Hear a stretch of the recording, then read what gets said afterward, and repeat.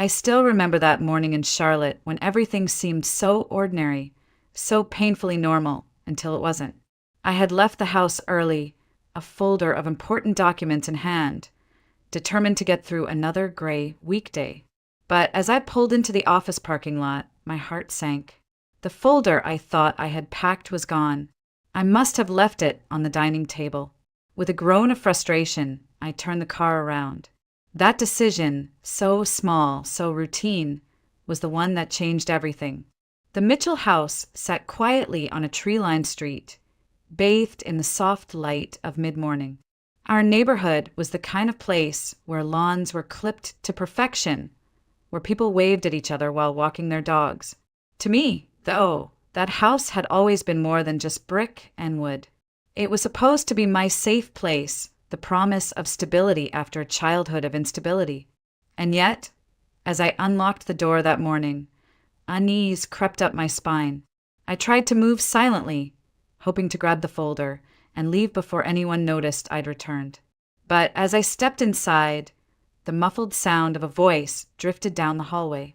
My mother-in-law, Maria, was in the kitchen. At first, I didn't think much of it. She often stopped by to spend time with the girls when David and I were busy.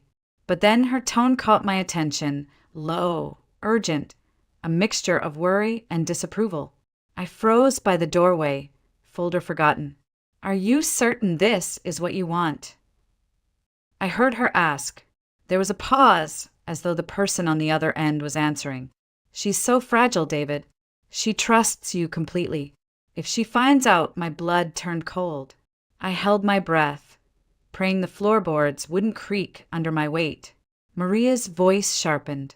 "I warned you not to rush into this marriage. You can't keep living two lives. Sooner or later, she'll see the truth." I pressed my hand against the wall to steady myself. Two lives? What truth? I shouldn't have been listening, I knew that, but it was impossible to stop. My body felt rooted to the floor, my ears straining for every word. Maria sighed heavily. "If you go through with this, don't expect me to clean up the mess. Catherine doesn't deserve it." My chest tightened. I wanted to burst in, demand answers, confront her right there in the kitchen. But fear held me back, fear of what I might hear if I did. The conversation trailed off, the clink of a glass echoing in the silence. My pulse pounded so loudly I was certain Maria would hear it. I stumbled backward, clutching the doorframe as if it could hold me up. I finally found the folder on the dining table, but my hands trembled so violently the papers nearly spilled onto the floor. What had I just heard? What was David hiding from me? As I walked out of the house, the sunlight no longer felt warm. It was sharp, almost cruel, exposing cracks I had refused to see. And with every step, a reel of memories unspooled in my mind. My childhood, my marriage, the path that had brought me here. That was the moment everything began to unravel. When I stepped out of the house that morning, folder pressed to my chest like a fragile shield, my mind didn't just cling to Maria's words. It pulled me backward, years and years into the shadows of my childhood. Because betrayal, I realized, was not unfamiliar to me. It had lived in the very walls of the apartment where I grew up. I was raised in a cramped two-bedroom unit on the east side of Charlotte, in a building that always smelled faintly of damp carpet and cigarette smoke. The wallpaper was peeling, the radiators rattled in the winter, and every corner seemed to hum with tension. It wasn't poverty alone that made the place suffocating. It was my father. He drank. That was his way of moving through life. Beer bottles clinking on the coffee table, the bitter scent of whiskey hanging in the air. He was never violent with his fists, but his words cut deeper than any bruise. "You're useless," he would bark at my mother, nagging, bitter, never satisfied. And then he would turn his gaze on me. "Look at you, Catherine. Do you think you're special? You're nothing." I remember hiding in my bedroom, pressing a pillow over my ears to drown out his voice, only to hear it seeping through the thin walls anyway. His anger was endless, like a storm that never burned itself out. He never seemed to realize that each insult, each cruel jab, left something inside me trembling and small. My mother, Ruth, bore the weight of it all. She worked as a cashier at a grocery store, sometimes taking double shifts, coming home with sore feet and tired eyes. Yet, no matter how exhausted she was, she always tried to keep the family together. "He's your father," she would whisper when I begged her to leave. Families don't fall apart over words. Then she would smooth my hair and tell me to endure. "Strong women survive, Catherine. One day you'll understand." But even as a child, I knew survival wasn't enough. I didn't want to grow up to be like her, bending under someone else's cruelty, making excuses for a man who offered nothing but disappointment.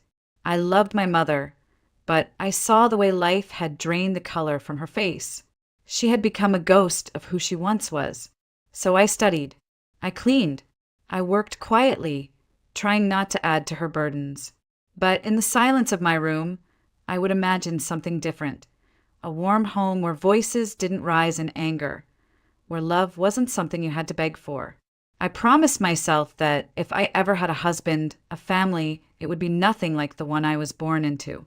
Those years planted a fierce hunger in me, not just to escape poverty, but to escape the trap of a toxic marriage. I didn't know how yet, but I was certain of one thing: I would not live my whole life in shadows. When I finally turned 18, I felt as though I was walking out of a cage I'd been trapped in my entire childhood. My acceptance letter to the University of North Carolina at Charlotte wasn't just a piece of paper. It was my escape route. I remember holding it in my hands, reading the words over and over, as if staring long enough might make the freedom promised within leap into reality. Of course, freedom never came cheap. My mother couldn't help me financially. She was barely keeping the lights on at home. My father was long past the point of caring. So I took a job at the campus library.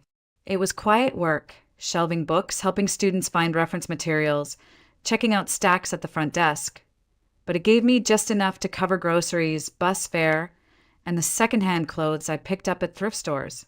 And it gave me something else, too: dignity. Every paycheck felt like proof that I wasn't destined to repeat my parents' lives. Those years were not easy. My days began before sunrise with classes, lectures, and study groups, and they ended late at night under the fluorescent lights of the library. I ate peanut butter sandwiches for dinner more often than I cared to admit. But for the first time, exhaustion felt like progress, not despair. I was building something of my own, one exam, one shift, one paycheck at a time. It was during those years that I started to notice the mirror looking back at me differently. Gone was the anxious girl who hid from her father's voice. I had grown into someone taller, more confident, with long auburn hair that finally fell into place and eyes that no longer darted away in shame. I wasn't a beauty queen, but I carried myself differently, with a quiet strength that drew people in. Boys began to notice. So did some of my professors, though their attention was subtler, laced with compliments that lingered just a second too long. I wasn't used to it. I had spent so much of my life trying to stay invisible, trying not to trigger my father's temper. That being seen felt almost dangerous. But I learned to accept it cautiously, not as validation of who I was, but as a sign that I had finally stepped into a world bigger than the one I grew up in. Still, I kept my head down. While my classmates went to parties and dated freely, I stayed focused. Love, I told myself, could wait. I wasn't going to gamble my future on a fleeting romance, not when I'd seen firsthand how quickly love could turn into bitterness. My plan was simple: graduate, get a steady job, save enough to build a life where no one could control me. It wasn't glamorous, but it was mine. And for a girl who grew up in a house where even happiness felt rationed, that was more than enough. The night I met David is etched into my memory with the clarity of a photograph, every detail preserved as though it happened yesterday. It was my first company party, held in the grand ballroom of a downtown Charlotte hotel. I had spent hours preparing, using what little money I'd saved to buy a simple but elegant dress, navy blue, fitted at the waist, with sleeves that brushed just past my elbows. When I slipped it on, I hardly recognized myself. For once, I didn't look like the exhausted student juggling library shifts. I looked like a woman stepping into her own life. The ballroom sparkled with crystal chandeliers, the sound of laughter and clinking glasses filling the air. My colleagues milled around in their polished suits and glittering dresses, and I felt a flutter of nerves in my stomach.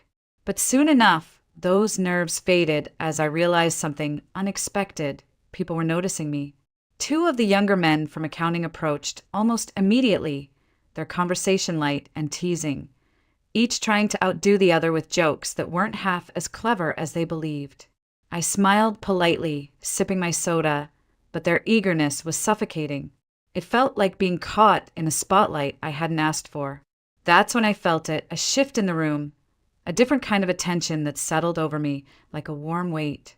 I looked up and saw him, David Mitchell. I had heard his name before, whispered in hallways with a mixture of respect and envy. He was the son of our company's founder, already successful in his own right, carrying the kind of confidence that seemed almost impossible for someone in his early 30s.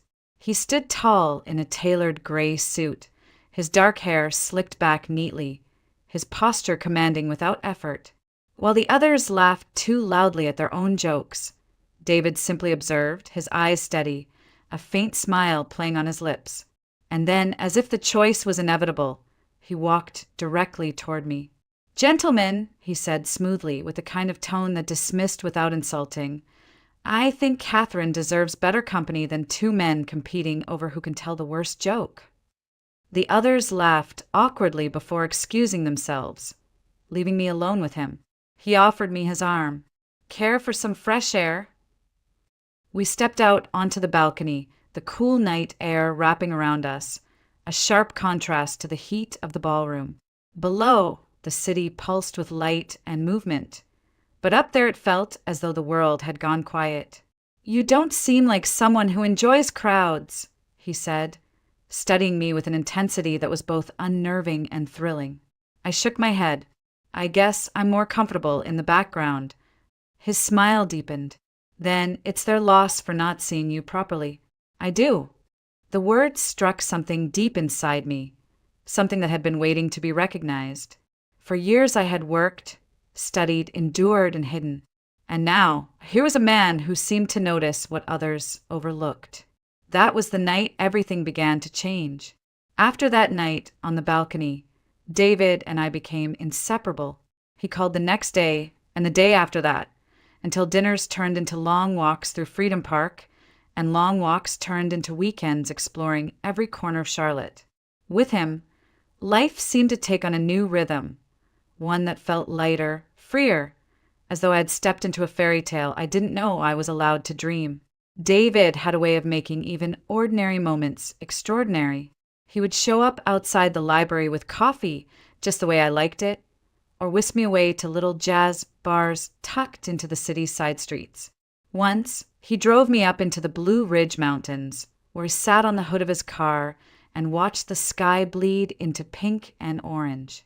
"Someday," he said, his voice low against the hum of cicadas, "I want this, quiet moments, family, a life worth protecting." I believed him. I wanted to believe him. For the first time, I let myself trust someone completely.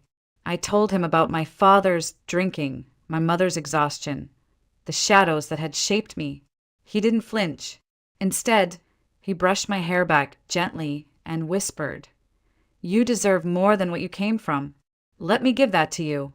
When the proposal came, it was both shocking and inevitable. We had gone to dinner at a rooftop restaurant downtown, the city glowing beneath us. I thought it was just another one of his grand gestures.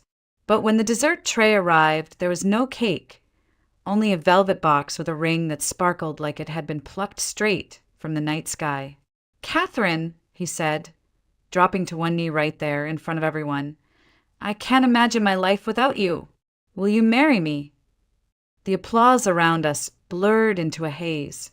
My chest felt too small to hold the flood of emotions crashing through me. Somehow, through the tears, I managed to whisper, "Yes." Meeting his parents came next. Victor, his father, was warm and surprisingly down to earth, shaking my hand with a firm grip and telling me he admired a woman who worked her way through college. Maria, however, was different. Polite, yes, but reserved, her smile not quite reaching her eyes. She asked questions that felt less like conversation and more like quiet evaluations. Still, I convinced myself she only needed time. The wedding was unlike anything I had ever imagined for myself. Held in an opulent hall, with chandeliers casting light across tables draped in ivory linen, it was a spectacle of wealth and elegance. My dress was a masterpiece of satin and lace, far removed from the thrift store clothes I had once worn. Guests toasted with champagne. A string quartet played softly in the background, and everywhere I looked there was abundance, flowers, laughter, glittering jewelry. As David slipped the ring onto my finger, I thought I had finally escaped the life I was born into. I thought I had stepped into the world I'd always dreamed of. The early days of marriage were everything I thought they would be. For a while, David was attentive, even tender.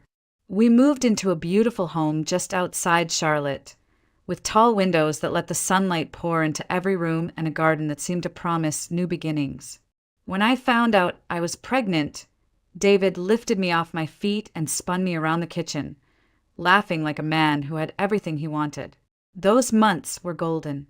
He accompanied me to doctor's appointments, pressed his hand to my growing belly at night, whispered dreams of the future, family vacations, backyard barbecues, teaching our children how to ride bikes. I let myself believe it all. I wanted to believe it. When Madison was born, he cried harder than I did. He cradled her as if she were made of glass, his voice breaking as he whispered her name.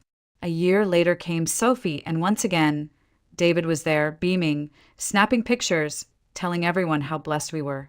In those moments, I thought maybe I had done it. Maybe I had escaped the shadows of my childhood and built something different, something whole. But slowly, things began to shift. At first, it was small.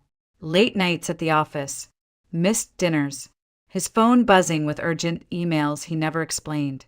I told myself it was the stress of providing for a family.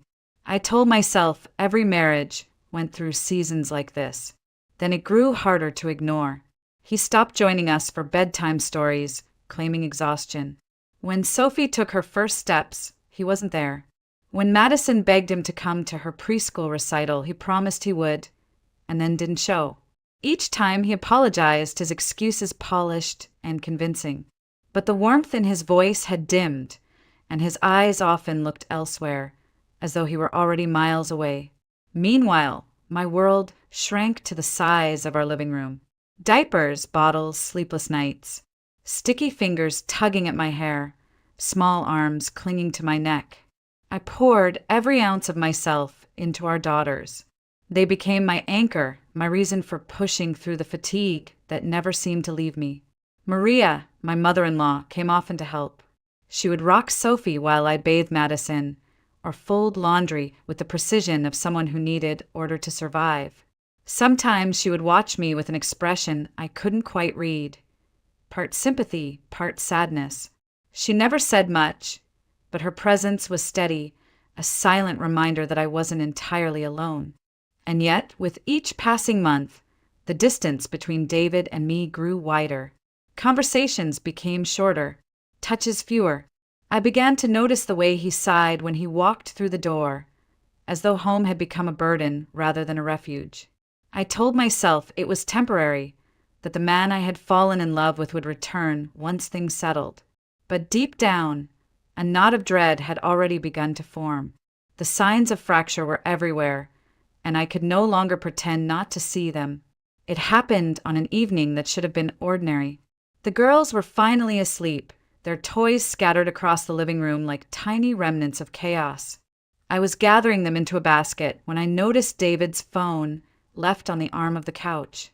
Normally, I would never touch it, but that night it buzzed once, then again, screen lighting up with a name I didn't recognize, Brittany. Something inside me shifted. My hand hovered, trembling, before I finally picked it up. The message was short, teasing, punctuated with a heart emoji. My chest tightened as I swiped, and there it was. an entire thread stretching back weeks.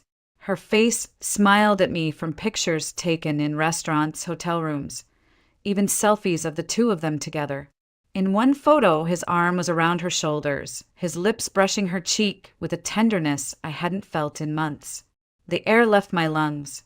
I sat there frozen, scrolling through evidence that screamed the truth I had been too afraid to name. David was having an affair. My first instinct was denial. Maybe it wasn't what it looked like. Maybe she was just a colleague, a friend. But the words on the screen left no room for illusions. Last night was perfect. I miss you already. When will she find out? I dropped the phone as though it had burned me, pressing my hands to my face, trying to steady the storm inside me. The walls of the house seemed to close in, the silence around me loud enough to crush. That night, when David came home late smelling faintly of cologne that wasn't his, I said nothing. I watched him move through the house, calm and collected, as though the man I saw in those photos didn't exist.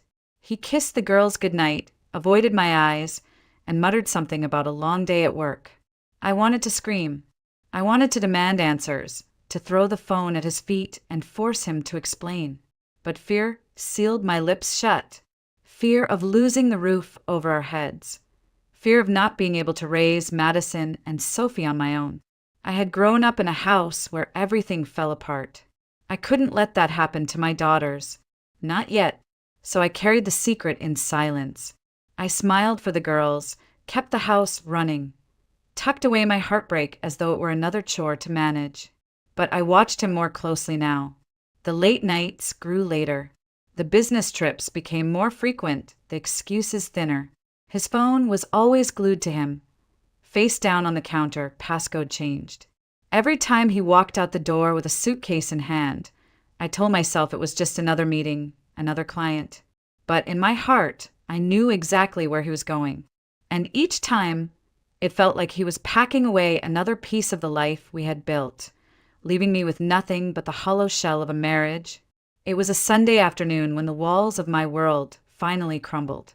The girls were outside in the yard, chasing each other in the warm Carolina sun, their laughter floating through the open window. David sat across from me at the kitchen table, his face unreadable, his hands folded neatly as if this were a business meeting instead of a conversation that would shatter my life. "I can't do this anymore," he said plainly, his tone flat, almost rehearsed. "Catherine, I want a divorce. I'm in love with Brittany, and I want to be with her." The words didn't make sense at first. They hung in the air, foreign and sharp, like shards of glass. My chest tightened until I could hardly breathe.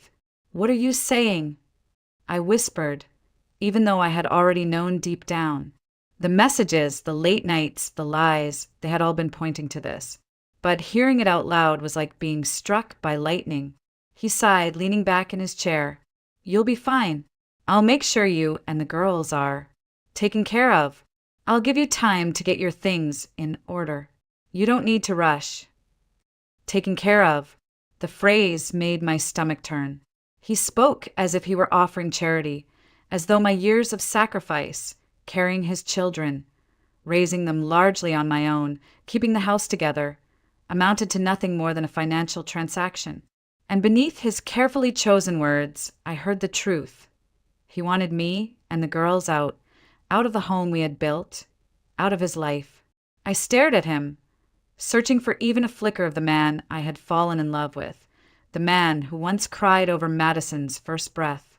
But there was nothing. His eyes were cold, detached, already belonging to someone else. The sound of Madison's laughter outside cut through my despair like a cruel reminder. How was I supposed to tell my daughters that their father had chosen another woman over us? How was I supposed to give them stability when mine had just been ripped away? That night, after the girls were asleep, I sat alone in the living room, the house suddenly feeling too big, too empty. Fear pressed against me from every side. I thought of my mother, of how she had endured my father's cruelty because she felt she had no choice. Was I destined to repeat her life, silent, powerless, forgotten? The thought nearly broke me. But then another thought rose, faint but steady. I was not her. I couldn't shield my daughters from pain, but I could shield them from lies. I decided to go to Maria. My relationship with my mother-in-law had always been complicated. Polite on the surface, cautious underneath. I worried she might side with her son, that she might look at me with blame instead of compassion. But I had no one else to turn to. The next morning, with trembling hands and a heart that felt like glass about to crack, I drove to her house. I needed the truth. And more than that, I needed someone to tell me I wasn't going crazy, that I hadn't imagined the life I thought I had. Maria opened the door with her usual calm expression, though her eyes flickered with something sharper when she saw me standing there. I stepped inside, my hands clenched, words tangled in my throat. For a moment, I couldn't speak. I just stood in her kitchen, the same kitchen where I had once felt like part of the family, and finally whispered, "He wants a divorce. He wants to leave me and the girls for her." Maria didn't look surprised. She pulled out a chair, gesturing for me to sit, and then lowered herself across from me. "I know," she said quietly. "I've known for some time." Her words cut deeper than I expected. I felt betrayed all over again. "You knew? And you said nothing." She reached for my hand, her grip firm but not unkind. "Catherine, listen to me. David, he's his grandfather's son. My father-in-law was the same. Charming, successful, and unfaithful. Victor, and I tried to raise David differently, but there are some flaws you can't polish out. I warned him. I begged him not to do this, but he's following the same path." Tears stung my eyes. "So that's it? He was always going to betray me." Maria shook her head, her voice steady. "This isn't about you. Don't make the mistake of carrying his sins as if they're yours. You've given him 2 beautiful daughters, a home, loyalty he never deserved. The fault is his, Catherine, not yours." Her words cracked something open inside me. For months, I had wondered what I'd done wrong, if I hadn't been beautiful enough, patient enough, strong enough. But here was his own mother, looking me in the eye and telling me I was not to blame. "And Brittany?" I asked bitterly. "He says he loves her." Maria gave a short, humorless laugh. "Love? That woman will find herself in your place soon enough. Give it time. Men like David don't change. She'll learn that the hard way." For the first time since the affair began, I felt something shift. Not joy, not even anger, but a strange, steady clarity. Maria squeezed my hand. "The condo, you don't have to worry. It's in my name, not David's. He can't take it from you. You and the girls will have a roof over your heads, no matter what he does." The relief hit me so hard I nearly sobbed. I had been bracing myself to lose everything, to pack up my daughters and walk into uncertainty. But now, I knew I wouldn't be left completely adrift. I looked at Maria, this woman who had always been distant, and for the first time I saw not judgment, but solidarity. Perhaps she had lived her own version of the story, and now she was offering me a way forward. When I left her house that day, the ache in my chest hadn't vanished. My marriage was still broken, my trust still shattered. But I wasn't walking into the dark alone. As I drove home, I glanced in the rearview mirror and pictured Madison and Sophie's faces, their laughter echoing in my mind. They deserved a mother who would fight for more than survival.